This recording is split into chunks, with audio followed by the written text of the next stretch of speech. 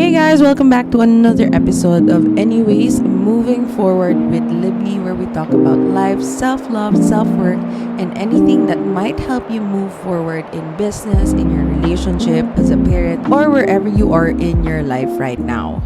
Hey guys, welcome back to another episode of Anyway Moving Forward. And in this episode, I have the utmost honor and pleasure to share in this particular episode a very beautiful topic that has been, I know, for a lot of people is happening and is something very relevant to everybody. And to have this space to talk with this special person is an honor because it's something that we are so passionate about.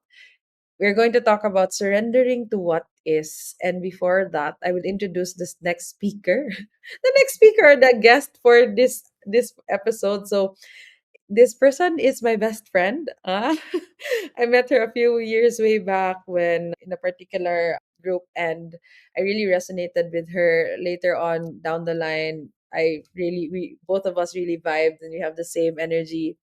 And later on, we met each other in Australia, and then we had so much fun. And then later on, she became a bridesmaid, and later on, here we are coaching people and supporting people in this journey. And I'm really excited for you guys to listen to this amazing person because she has really helped me in my personal journey in coming back to self and regaining my energy. So, without further ado, let us all welcome Andrea Fung.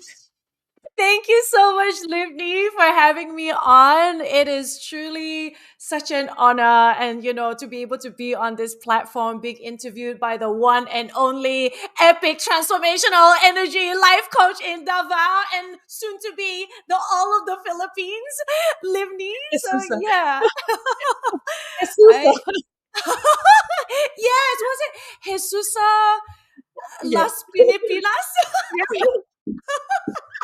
Anyway, so you guys know why we are best friends because you can just sense through the video, the audio, her energy, and we haven't even started yet.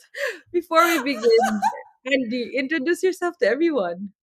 Hello, everyone. My name is Andrea. I'm a transformational coach and energy healer, and I work with soul searching professionals who are looking to leave the empty emotions of life to transition into more fulfilling, soul aligned work. And that is essentially what I do. I'm based in Australia and also in Malaysia because my family's there, and I love to travel. And she's also one of the biggest push as well as to why I have also pursued a soul yummy Aligned. soul, yeah, journey. So yeah, we're excited to share that with you. So before that, we'll just start right away straight off the bat. Can you tell us, or what is your thoughts on surrendering to what is? Let's start with that. Oh, dear God, surrendering to what is. What can I talk about it? To me, surrendering to what is, it starts with acceptance of a situation, and secondly, relinquishing control, relinquishing narratives that we might have of any particular situation, relinquishing perceptions that we might have of anything that is currently happening in our internal world and our external world, and just accepting and surrendering to what brings us joy, Mm, surrendering to the callings of our soul, even if at that moment it makes absolutely no sense what that supposed next immediate step is. But yeah, that to me is what surrendering to what is acceptance and following the calls of our soul. I love that. So for everyone's information, I haven't really have a background of Andy. So she used to be a lawyer in her past life. And she went on this journey of actually following through this passion that she has. And I guess that is a very big representation of surrendering to what is. So tell us about, I know that you always talk about this, Andy, or like how has that journey helped you to the now? Because that's entirely the full detail, like that's the full epitome of what surrendering to what Mm. is for you. Like how was the journey to where you are now? Oh, the journey was so scary. And you know the full details of how scary that is because we are not taught to surrender. We are taught to always focus on certainty. We are taught to always predict and forecast the future. But when it comes to a point where there is nothing more that you could do to predict, there's no other future foreseeable that you could see based on what you know, based on what is familiar, what can you do other than Mm. surrender into the unknown?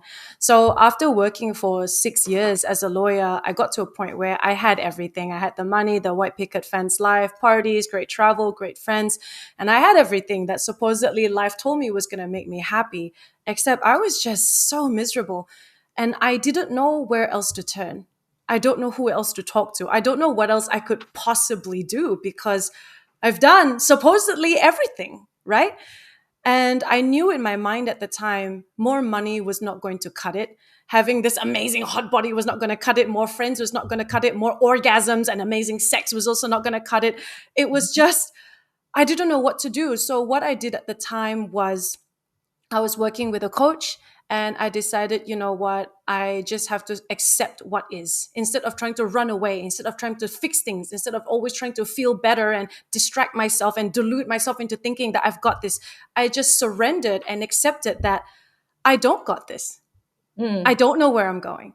I am Mm. so lost. And to this day, that is to me, to this day, that is the most empowering shift I Mm. have ever given to myself and that I have ever experienced was to admit that I am lost.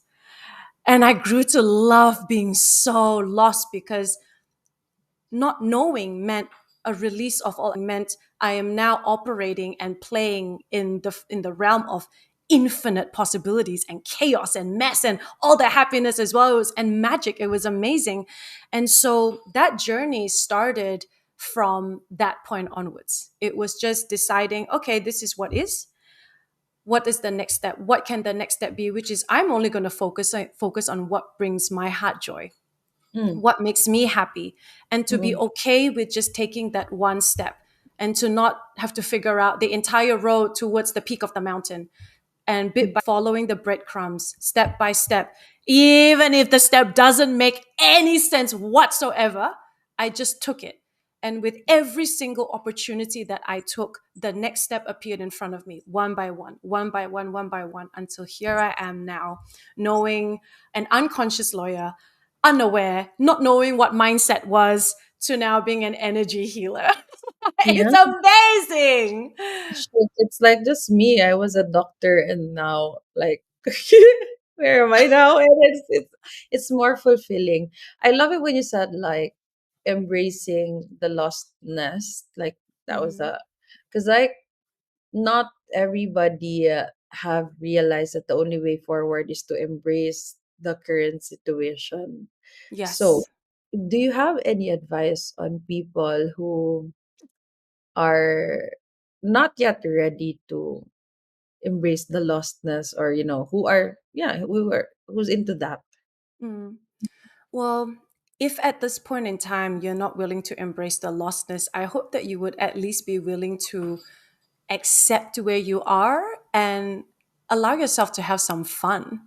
So for Mm. me at the time, even though I was so lost, I thought what would bring me fun and bring being what the thing that would bring me fun would be to set up an Instagram account with heaps of photos of me in bikinis and in exotic travel places. That brought me joy. That literally brought me so much joy. And as I became more and more joyful, you would start to see and attract things, people, situations that bring you even more joy. So maybe you could just start with that because who wouldn't want to be happy? And then Mm. at some point, you're going to come to a realization where it's like, why am I not allowing myself to be happy? Mm. Why am I keep capping the limit of what brings me happiness? And that will be your trigger point where you Mm. start to think, wait, what am I choosing? Am I going to choose healing and expansion? Am I going to choose potentially embracing the lostness? Or am I Mm. going to keep myself having small little soulless pleasures and small little little bits of fun when I could be more? And the thing is, when you experience that fun, when you experience that joy, it's addictive. Mm. Going on a wild roller coaster ride, and you can't help but want more of it. But that's where you start. Yeah, I love that. And not all people I've realized that that's the gift of being lost, because it's now Mm. it's surrender. And like the question there is, what are you choosing? Would you rather have that so lifeless life, or something that brings you fun and joy, and be lost in being lost? Because like it's where you get to create, right? Yes. So Yes. what I've also come to realize is that if you have a certain path that you always take, there will always be some expectations to that, and you Yes. already know the answer. That's why a lot of people are taking that path, because they already have that security of what the ending is. Mm. Whereas being lost is, nobody knows what the ending is, so there is no expectation, and whatever you do is what you create, right? So Yes. I love that. I love that. You mentioned about having a choice. Like, what was the greatest choice that you made in terms of surrender that you are very grateful for? I think to this day, the most pivotal moment for me was deciding to quit law a second time. It was, as I said before, right, I had no idea where else to go, who else to talk to, where else to turn, what was the right pathway. I've done the traveling, and that was great for a little while, but then it was not something lasting. It didn't bring permanent fulfillment. It was just dopamine high after dopamine high after dopamine high, which I love, but it wasn't sacred calling, it wasn't higher purpose, which is actually what I deeply, deeply, deeply craved. And so for me, when I decided to quit law for the second time, that was my point of surrender. It was surrendering to the unknown. It was me signaling to the universe, I don't know the way. Hmm. I really don't know the way. But I trust that, and I believe that if I followed what makes me happy, which I believe is the calling of my soul, I trust that I will surrender my life to the flow of where the universe wants to take me.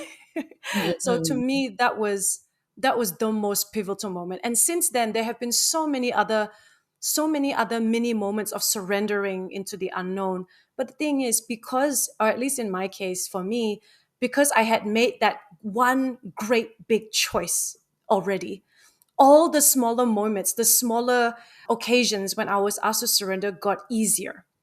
It got easier Mm. because I've already done it before. That's number one. And number two, it got easier because every single moment I surrender, I evolve even more. I heal even more. So every point was just like, oh, this is just so much easier. Yeah. It's easier to handle, and I do it with more joy because my vibration has also raised. So it's a lot, Mm. just so much easier to do things when you're happy, when you're self-aware, and you're so connected to your higher self, the universe, to your life force. It's so much easier to do anything. Mm. Mm. And I love when you said that. I love everything that you say. It's just loading right now. It's like you you're connecting to the life force, meant you have to surrender first. Yes. And if you keep on pushing, that's when pain comes in. That's Hmm. when all these emotions comes in, because again, emotions are our compasses. And Yes. they only tell you to, like, hey, something is happening here and you're not giving attention to it.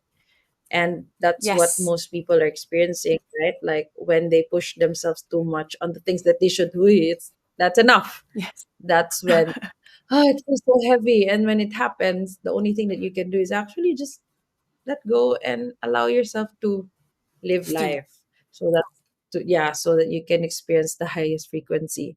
Now, question, Andy, how what was the journey like? What, like, was it how was it like? Did you find yourself eventually? Did were you How was the journey of after letting go of everything? Was it how Mm. you expected it to be, or how was it? It was not what I expected to be. Mhm. And I think in a way, it was not what I expected to be, and also partially what I expected to be, because I am someone who loves surprises. I like going into things not knowing. It's how I travel. I don't do any research on anything. I just go there and see what happens. And I think that part of me really came out in full force during this time of just not knowing how things were going to arrive, but at the same time allowing the universe to just hand things to me on a silver platter without me planning anything, without me foreseeing that hard. I also did not expect it to be that joyful. I did not expect it to continuously have difficult moments, not because the vibration isn't there, but because when you're going on that flow, the faster you go, the more opportunities are going to be magnetized to you that demand your evolution.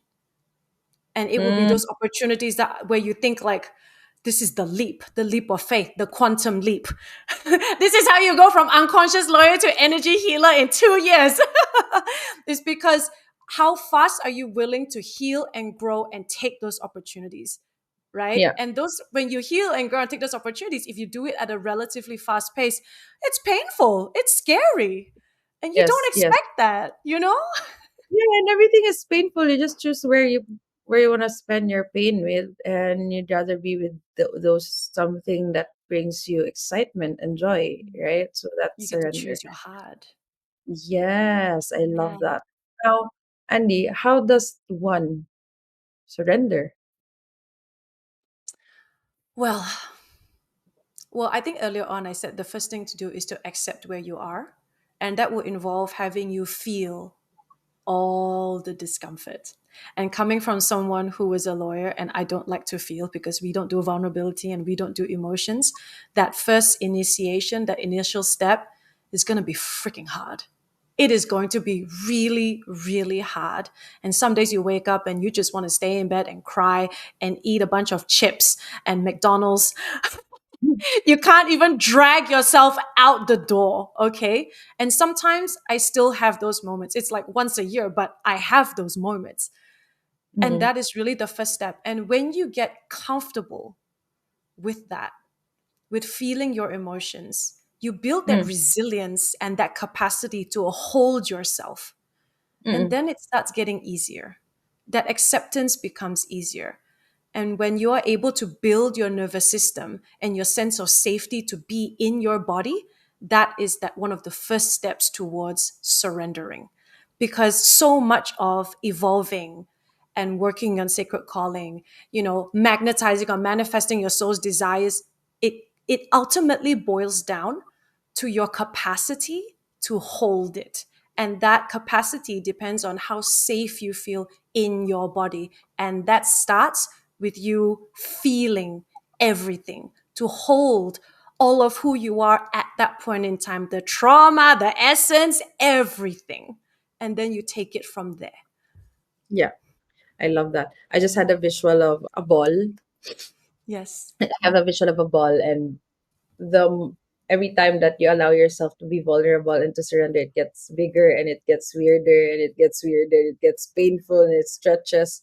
And that's Yes. what you said about like just having that capacity to hold the energy, because that is life that you're allowing it Yes. to flow, and that's surrender, Yes. allowing yourself to grow, because we're here to grow. And if you're not growing, then what kind of life are you living? You're just this tiny ball, not really maximizing the life that has been given to you. And unless you learn how to actually alchemize all the life experiences, you will only be this small, because you resist pain, Yes. you resist change, you resist it all. When in fact, you're supposed to be bigger and bigger, and not just in terms of physical, also bigger in terms of everything. So that's really like what you said. That's really living life, and you'll only attain that if you learn how to surrender and how to accept what is, right? Yes, yes. And when you were talking, I felt called to ask you, Sherry, what is your big surrender story? I want to hear this. I think we need to hear this so that we can all, so everyone can experience and have a taste of what surrender is like for different people. Yeah. Like for me, maybe the first, because like there are different layers of surrender for Yes. me. Like there is a surrender of version 1 and a version 2. And I guess I'll dive more into the version 2, because the version was 1 was a baby me, and we keep on growing. And that the version 1 was when I left home in pursuit Mm. of the growth that where I am in. The version 2 is the most recent, where Mm. it's dying to an old identity that I'm used to having. And this, I've been Yes. working for how many years already? For more than 10 years. And Mm, my mindset was really being an employee, being someone else's shadow, learning from everybody, etc., etc. Until mm, it came to a point that there was a constant voice like, Liv, you're not meant to be like that. There's more for you. There's more for you. And I keep denying that until mm. one day my body started like, Liv, you know what to do. You already know what to do, and you're called to do this. If you don't, your body will manifest it for you, and it's out of integrity. So that's Mm. when I left my corporate job, just like Yeah. Andy, which is my influence. I left the 9 to 5. Let's say it's just a corporate job, and the nine to Yes. five is the commitment of the 9 to 5 in pursuit of this, what I'm currently doing now. So Mm. for me, it took a long time before I finally surrendered because there are many factors to that.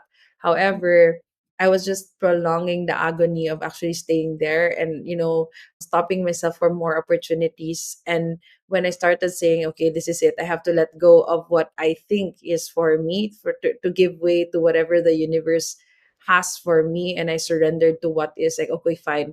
This wouldn't be given to me if there wasn't anything for this one. So that's when I learned to like surrender, like, okay, fine, I'm gonna let this go. And I'm just gonna, because like there's no assurance, because as a mother, I have to be assured with for the future of my children. So that was my Of first course. consideration. For like at that time, everything was spiraling down. It wasn't okay anymore. And every day I would find myself out of alignment. I was so angry. I was, speaking ill about other people. And I know that was not how I was. So I said, like, it's either you Yes. keep on going or you let go. And then when I surrendered, I'm like, oh, fuck. And then it feels really great when I did that. However, Yes. along the way, because there was still fear, that was now the version, something that I needed to carry on. Like I said, like, okay, if I don't let go of this fear, even if I'm away from that situation, if the fear is still there, if I don't surrender my thoughts, it will keep on eating me up and I will still keep living in Yes. survival. And I said, like, Liv, there's no point of stressing this out because this is something that you cannot control. The only Mhm. thing is to let go and just allow God, the universe, to hold you. And that Yes. is when I learned about surrender. Like, in our word, it's bahala na. Like, it is what it is. I'll just let go. Mm. So it said, like, bahala na. I'll just do what I can. And when the Yes. moment that I surrendered and let go of all the egos, let go of the what if, what if, what if, what if, all these thoughts, everything just came coming to me opportunities because I already started letting go of that energy that held me back for a long time so that I Yes. can a new energy. So that was my story of surrender, the very latest one. And I really believe that we all have our different versions now. For Andy, Yes. after the being a lawyer, there's another level of surrender in this path and surrender. And it's as long as we're alive, we consistently be in an act of surrender because you have to also learn how to die while you are still alive. And I guess that's it. Oh, yes. Oh, yes. I love what you said. I want to firstly say, Libni, that every single time you share your stories of where you were and of whatever version of where you were and how you overcome that version, how you shed an identity to take that leap of faith into surrendering, it never fails to amaze me Mhm. how beautiful you have navigated the journey. And when I say beautiful, I'm not saying that it was like aesthetically pleasing all the time. It normally involves a lot of chaos and a lot of mess, a lot of crying, and that is part of the journey. But it just demonstrates the power of a mother's love. It demonstrates the resilience of being human and the capacity of what human beings can do. How we can just die to ourselves and rise from the ashes, and that we can always expand our capacity. Nothing is ever really as it seems. No one really ever has to stay who they are at any given moment. Yeah, Yeah. and I have that insight just before we talked. It was to live is to die. Yes. You know, Consistently. to live is to die because the moment that you're too attached with what is or what you have, you're actually dying. However, if Mm, you let go of that attachment of the ego of the person that you are consistently, you will live. You get what I know you get it. You're like, yes. the only way to live is to die many, many, many times. And what I've learned along with surrender was dying to the ego, dying to an identity all the time and always be a nobody, because if you know everything, you know nothing, Absolutely. And right? also, every single time you die, you do become an amazing somebody. Actually, I just want to say, you become more you Yeah. every single time you die to your ego self. And there's so, as you said earlier, there's so many layers to it. Every single time you die to an identity, you embody a new one that is more, assuming you are following the nudges of your soul and following, where your life force is guiding you and following where the universe is supporting you. Assuming you do that, you are always going to be dying and releasing an ego self and embodying a little bit more you. And every single time you die, hopefully by the end of your lifetime, you are the most you can ever be. And that, to me, is easily the greatest investment anyone can make on themselves. Because the more you are, the more abundant you are, the more loving you are, the more light you are, because that is literally your true nature. It's Yeah. light. We are all one unique blueprint of a frequency. So why would you not want to access that and share that to the world? And that's going to look different person to person. And that's the beauty of it. Yeah. And so given that, Andy, like we Mm. talk about, like you have to be you. So how does someone become themselves? Because like that's a struggle that most people encounter. Like, I want to be myself, I am myself. But like, how does that look like for those who feel like, I don't know how to be that? That's a really good question. I think for me, of course, to be yourself is to, access your essence. And so this is a plug. You should go to Libni's Essence Retreat. Whenever it is that it's coming up next, next month or the month after, you need to go to her Essence Retreat. It's literally right in the name, Essence. So the best way to be yourself is, number one, to access your essence. And if you're at the very beginning stages of your journey, one thing you could ask yourself is, what do I want? What do I like? And I know that this might be a potentially triggering question, because I know when someone asked me this at the beginning of my journey, I was like, I have no idea. No one's ever asked me that before.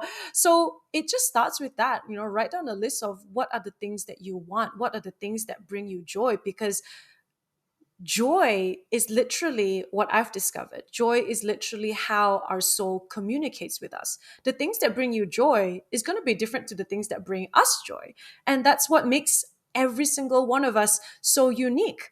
My sister-in-law, she really likes cooking. I absolutely hate it. And through following what it is that brings us joy, the more and more, step by step, the happier you are, the more happy you are, the more you're able to access your essence, the more you're able to access your natural abundant frequency. And there's no, I can't say that, oh, there is like, this is the first step and that's the next step and that's the next step, because every step is going to look different for everyone. But what I can do say is that if you always tune into yourself on a practical way. Maybe it requires meditating or going out in nature, however way it is that you find a way to kind of tune out the noise and actually connect to who you are to the best of your ability at that stage of consciousness at that time. That is the best way to start. To always cultivate that connection to your joy, to your intuition, and bit by bit, as you shed the layers, as you keep choosing you, that is how you connect to yourself. I love that because I just recently had a podcast with a creator in Davao, and then Yes. what really struck me was that when he said that just follow your highest excitement and what brings you joy, because everything else follows, which is true, because that is the metrics of if you're living life like Yes. in as you, because if not, like our emotions, right, are our compasses, and unless you utilize that, you would keep operating the same way like everybody does. Mm, So mm, that's what Andy said, like follow your highest, like, am I happy, am I excited, does this bring me joy? Because mm. if not, then that is something that you should also look into, which is, yeah, I love that. Like being you is having that feeling of being a child. I really have, Yes. yeah, like there's no contraction. It's just more like I'm so excited to live Yes. again. I'm so excited to go out. I'm so excited to play, you know? So Yes. yeah, It's just such a natural state. Like you said, living like a child, it's such a natural state, but because we've been conditioned to, I guess, to be adults, and we've got adult responsibilities, we kind of lose that childlike wonder, when really that is honestly your secret weapon. And when you're yes. able to access that, then it's just about, being, as Libni said, all your emotions are your compasses. Look at that. If it's like a full body yes, then it's a yes. And if it's something that fills you with terror, and I know lots of people think, oh yeah, no, but really, if something fills you with terror, you kind of have to look at that too, because it's also, in a way, in many times, a yes.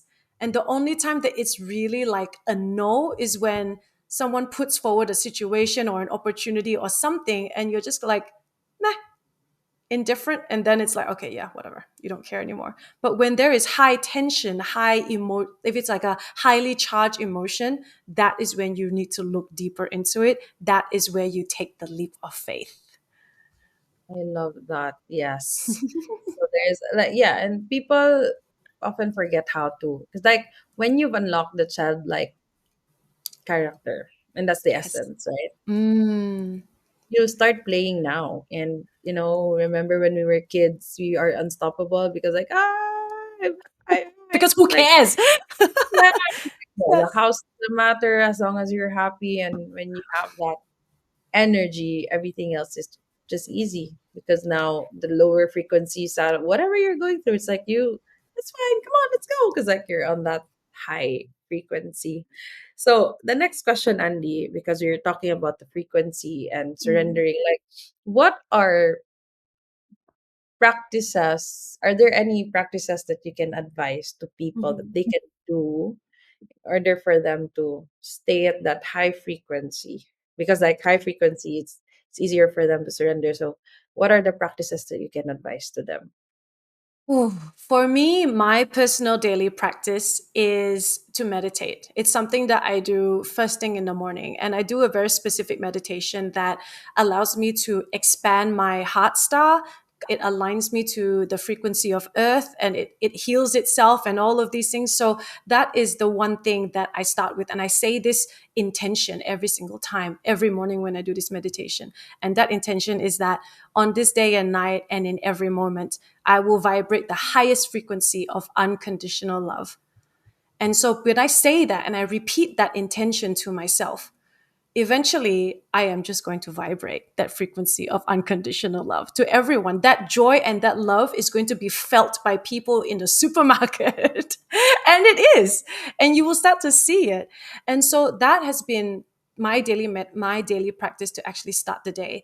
And for me, another way that I work on raising my frequency all the time, because I'm a nature lover, I feel that nature is here to support us. So every time I touch my feet on the grass, or I place my hand on a tree, like I feel that frequency. And if you're wondering what is this frequency thing, it's because all of us are made out of 99.99% energy on a subatomic level. And if you want to learn how to feel frequency, then it's about getting yourself really, really in touch with your intuition. Because so many of us, we operate in our minds, but we don't really operate in our bodies, when it is because it's scary. You feel everything. You feel so much discomfort. But in saying that, unless you feel the discomfort, you're also not going to feel the utmost joy that you possibly can, because you won't be able to hold it. So if you want to be able to raise your frequency, you have to be able to feel it. You have to be able to discern the different energies. And the way to do that is to heighten your sense of intuition, heighten your sense of safety in your body, and your self-awareness and awareness of just energy. I could say that if you could become or access your empathy, that has honestly been my greatest gift, is to focus in and heighten my empathic abilities. And that has been life changing. But in saying that, as you do that, as I said before, you have to increase the level of that sense of safety that your body can actually hold. So tell us more about that, Andy, now that you've open it up. But tell us about empathy and the feeling of safety. Like Mm. more, more about that. So empathy. I know that in certain personal development groups it gets such a bad rap, but for me, empathy has been such a superpower for me because I grew up in quite a chaotic childhood. We had, parents that were very strict and there was physical discipline, so to speak. So I grew up in a situation where I had heightened empathy because I'm always tuning in unconsciously, looking to see where there might be danger. So the beauty about empathy, if you can really really tune in and hone that, is that you're able to sense other people's energy, and you're able to sense other people's feelings, even sometimes what it is that they're thinking.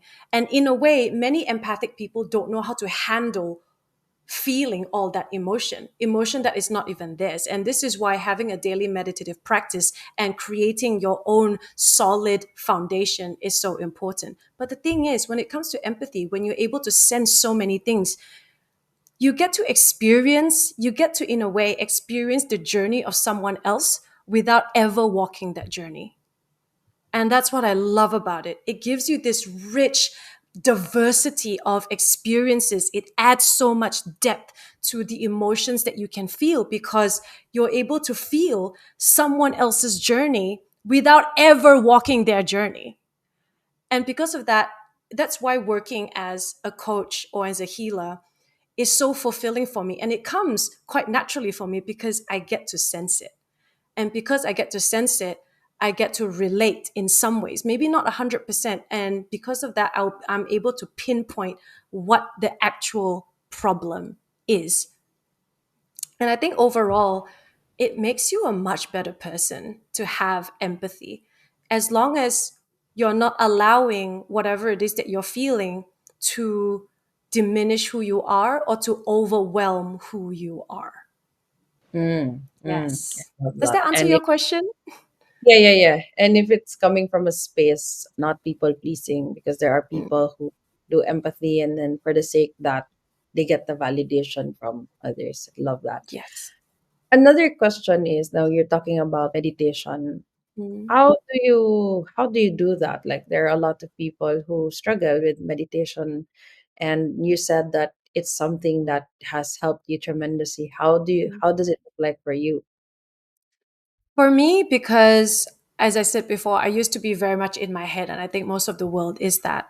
But our minds, every thought, or our minds are designed to take action and to keep us safe from danger as well, according to the values that have been imposed on us, the beliefs, and all of that. But really, all of that was really built on by society's beliefs, cultural conventions, based on the beliefs and the traditions of our peers, for example. But in order to distance yourself from that and to connect to who you actually are, meditation is just so important for you to quieten the mind and to create some distance from the thoughts that are creating that chaos in our minds, from the overthinking to the spiraling, to because our minds are just creating interpretations that are not accurate. It's just designed to keep us safe. Reality is just what is, right? And our minds add an interpretation. They project a particular meaning to it when really maybe there's not much meaning to a particular situation happening. And so meditation for me has been so crucial in that sense. It's creating that distance between me, my heart, and what the mind is saying. And when I'm able to be in that quiet space, I notice that there is so much peace in the present moment. And any kind of chaos or mess or any kind of emotions that bring up discomfort, it's just due to projections of the mind based on the mindset I had, based on any kind of limiting beliefs I had. That's really it. That's how life-changing and mind-blowing meditation has been for me. And there's so many different kinds of meditation. You have to try it out to find out what it is that works best for you as an individual person. Yeah. So do you have like resources on that, Andy, that they can check? Yes, I do. If you want to send me a message, whether connecting with Yeah, me on Instagram or Facebook or something, I can share my free meditation with you. I recently created like a new one. It's the Four Foundations practice. I created it maybe like a week or two or something. And so now it's now ready and I can share that. yeah, yeah, yeah. Andy has taught me to connect with my heart center. She has allowed me to become a being. There was a moment where I really felt, uh, yeah, she was there. She was always there to catch. Actually, she was there to catch me when I really need support, because I don't really ask for support a lot, and even if I don't, she knows. So there's a moment in Sydney where I was really down, and did this meditation, heart centered meditation, and Yes. it was the first time that I actually connected with my higher self.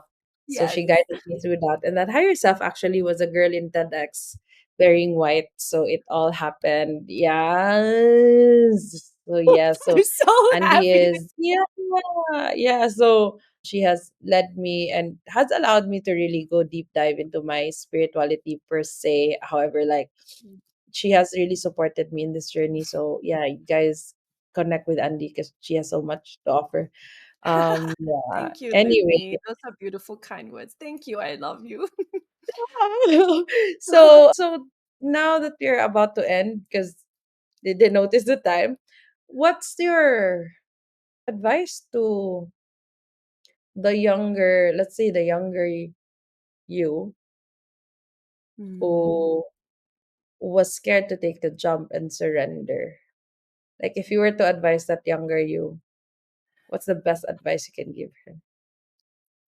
If I were to look back to the me of 2020 and to give her, that version of me that was so scared, not knowing where to look, I would tell her that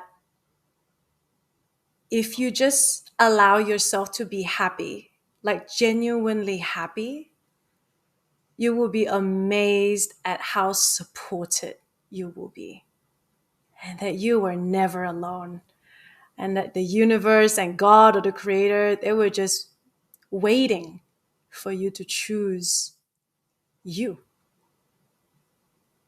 And that's what I would share. That's beautiful. I'm just like, like, that's the key to let it go, because Mm. sometimes we don't trust the universe. It's just really a matter of trust. And Yes.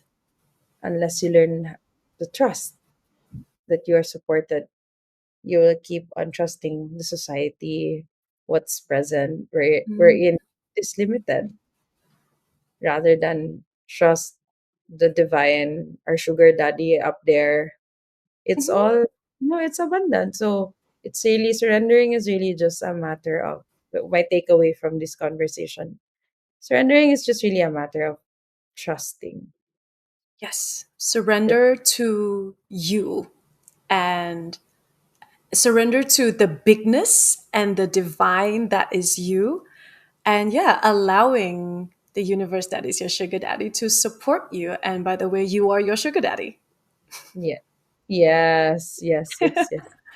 Anyway, that was such an insightful conversation, Andy. I know that there's still a lot more that we can share. However, let us just cut it through this. Yes. Any last words for everyone? Any final words about surrendering to what is? Mm. In terms of final words, I would say that surrendering is going to be scary. And it's designed that way.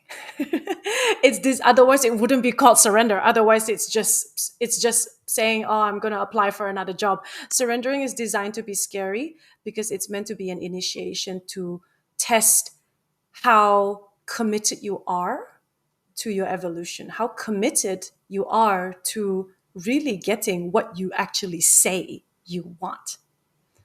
And so if you want to learn, if you are looking to surrender, I hope that you listen to that call. But I'm also not going to sugarcoat it and say that it's an easy journey, because it's not.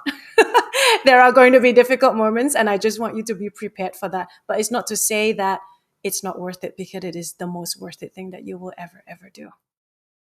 I love that. In difficult moments, are the ones that really stretch you, and it's needed because it wouldn't be difficult if you already know. So, in case you're Yes. in a stage where it gets challenging and difficult, it's because you were meant to be a diamond. Because diamond Yes. are not built without pressure, and you just trust that at the end of it all, it will all be worth it. So, I hope Absolutely. everyone is listening right now, you are learning a lot. And where can they find you, Andy? You can find me on Instagram at the Andrea Fung dot no, it's just the Andrea Fung. If you want to check out my website, you can check out www.andreafung.com, or you can connect with me on Facebook. Yeah, Andrea Fung. Yeah, is it Andy Fung? No, it's not Andy Ventures. No, I actually changed this a few weeks ago. I was like, you know what? I'm ready. Yeah. Oh my God. Anyway, thank you so much for this time, and thank you for sharing your wisdom. As always, it's always been a juicy conversation. And guys, if you've been listening to my podcast, she's the Andy that I keep on talking about. The Find Yourself an Andy, because she is my she's the person that I always talk to. So she's the Find the Andy, because like I have that thing, Andy, like find your Andy. So anyway, this is Andy, and yeah, thank you for being here and love ya. I love you. Thank you again for having me on Libni. And, on that note of finding an Andy, you should also find yourself a Libni. Like, truly, I'm not even joking. Like, you need someone, a soul sister who will support you and kind of get your journey along. And even if they don't get your journey fully, but they always have your back. And that's really what you want. You want someone who always has your back, regardless. And that kind of soul sisterhood is priceless, legit priceless. Oh, and Andy Thank is you for the having hype girl and the one that like, hey, this is it, and she attacks things with love. That's why when you see her and when you feel her, you'll automatically get that homey feeling of being safe. So thank you for you, and for Yeah. everything you do. That's it for now. We won't be ending if we keep on talking. That's it. Bye, guys. If you like this episode, comment below and drop some 5 stars to make me the number one top podcaster here in the Philippines. Yes, that's the go. Bye, guys.